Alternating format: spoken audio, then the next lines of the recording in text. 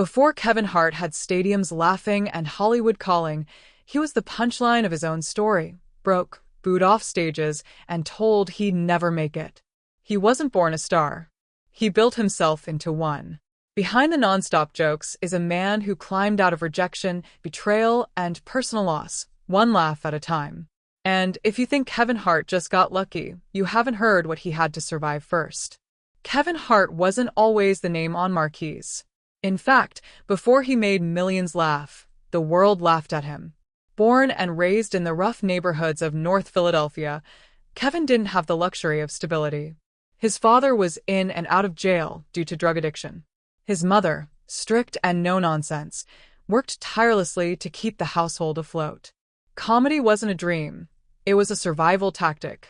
Laughter, for Kevin, was a way to defuse tension, cope with chaos, and stay unnoticed when things got rough. Early on, people told Kevin he was too short, too fast-talking, too much of a clown to ever be taken seriously. He started performing at amateur nights in dingy clubs, where hecklers didn't just boo, they attacked. One time, someone literally threw a chicken wing at him mid-set. But Kevin didn't quit. He studied the crowd, adjusted his timing, learned the rhythms of comedy like it was a science. He bombed over and over, but every failure became fuel. Every no was one step closer to a yes. When he finally caught the attention of talent scouts, Hollywood didn't quite know what to do with him. He was cast in small roles that barely showcased his talent. His early films flopped. He was told he wasn't leading man material. But Kevin saw something others didn't. If the industry wouldn't open the door, he'd build his own. So, he took his act on the road. City after city, club after club, he grinded like no one else. And the audiences? They started coming. In droves. Behind the scenes, though, Kevin's life was far from perfect. He was working non-stop, but the money wasn't consistent. His marriage was unraveling. And the pressure to be the funny guy, all the time, was silently wearing him down. He's since admitted that during this time, he didn't know who he was outside of the laughter. Fame was creeping in, but peace wasn't. When his mother passed away from cancer, it shook him to the core. She had been his anchor, the one who kept him focused even when life spiraled. But Kevin Hart didn't break. He rebuilt. Slowly, strategically, and without shortcuts. He turned his stand-up success into something bigger, an empire. He started producing his own specials, launching his own comedy tours, writing books, building companies. He wasn't just chasing success anymore. He was creating it for others too. And through it all, he stayed true to his story. He talked about his mistakes, his regrets, his flaws. He made himself the punchline, not to hide, but to heal.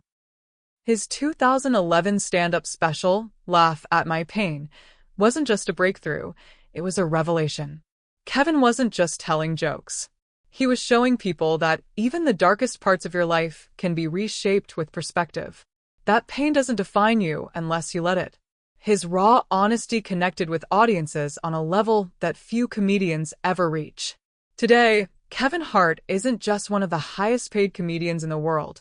He's one of the most influential entertainers alive. He fills arenas.